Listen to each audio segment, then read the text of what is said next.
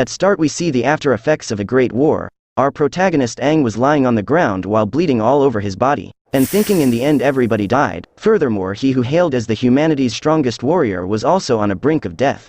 Though Aang believes he doesn't deserve the title of being strongest human warrior, but still a person who had killed all the 7-finned demons. So why is that in the stele of the ancient king? He had no idea of there being an entity known as the 8-finned demon. Supposedly, the humans weren't able to understand the extent of a demon's power, and Aang blames himself for not living up to the title of the strongest. Formerly, the 8 demon who looks like an elf glances at our protagonist and shrinks her size to a normal human form.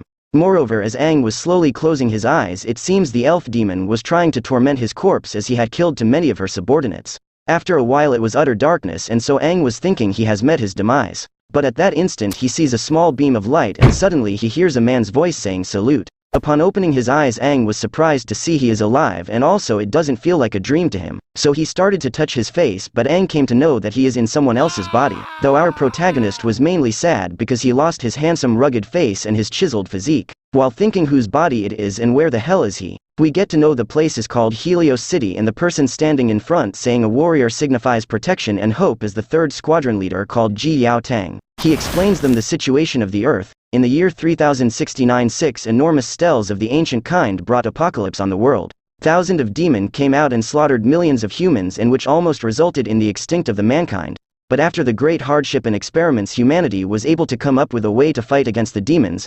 They managed to create an equipment called grafting. It was produced by recycling the internal cores of the demons, and it was merged with the human body, which temporarily helped them to obtain strength on par with the demons. 60 years ago, the greatest and strongest human soldier Aang was hailed as the king. He took charge of all the warriors around the world, and they battled the strongest demon army in history, also known as the demonic wave. Avengers! Assemble. Though I literally got vibes of watching Avengers, and Aang was the Iron Man, and only one person was missing, it was our Thanos. Regardless, the battle raged for many weeks and the world was plunged by darkness. But humanity's warriors managed to push the wave, causing the demon side to suffer tremendous loss, which led to 60 years of peace for mankind. At that moment, our protagonist realizes he was reincarnated 60 years later. To addition, Yao Tang continued the story, and it appears humanity also suffered a loss of losing several heroic warriors. Even the hope of their world, the strongest warrior Aang, had met his demise in the battle against 7-finned.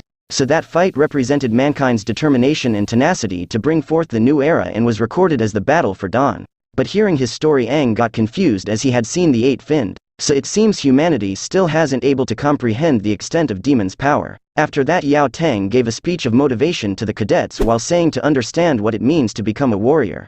Meantime, when everyone was answering to him, our protagonist in confused state was murmuring to himself about the demons, and Yao Tang catches on to him. So he gets close to Aang and says, "You doesn't seem to understand the warrior spirit," and additionally asking for his name. Hearing him, our guy was thinking of telling his original name, but no one would believe him if he told them that Aang got reincarnated 60 years later into a weak and skinny body. At that moment, Yao Tang notices the name on the badge.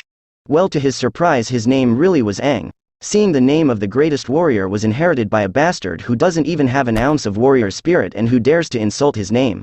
Our team leader got angry and slapped our protagonist across his face. While Aang was flying slowly across the room, he was thinking about his body being trash, and he still doesn't believe his name being the same. Nonetheless, he was saved by a cadet standing behind him, and Yao Tang said he would keep an eye on him in the upcoming warriors examination, additionally asking the cadets to make their way to examination ground for their physical fitness test.